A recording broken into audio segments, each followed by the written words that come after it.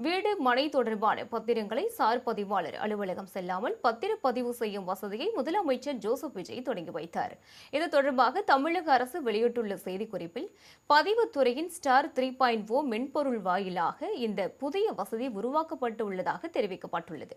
இதனால் சார் பதிவாளர் அலுவலகம் செல்லாமல் எங்கிருந்தும் எப்போது வேண்டுமானாலும் பத்திரப்பதிவு செய்யலாம் என கூறப்பட்டுள்ளது.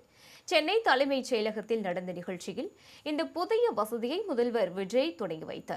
கட்டுமான நிறுவன அலுவலகங்களில் வெப் கேமராவுடன் விரல் ரேகை கருவிழி பதிவு செய்வதற்கான கருவிகள் மற்றும் இணையதள வசதியுடன் கணினி இருந்தால் போதும் எங்கிருந்தாலும் பத்திரப்பதிவு செய்யலாம் என குறிப்பிடப்பட்டுள்ளது.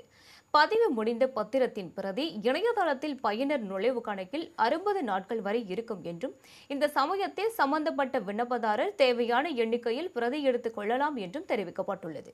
புதிய வசதி தொடங்கப்பட்டுள்ள நிலையில் இதை பயன்படுத்த வேண்டியது கட்டாயமாகியுள்ளதாக கூறப்பட்டுள்ளது.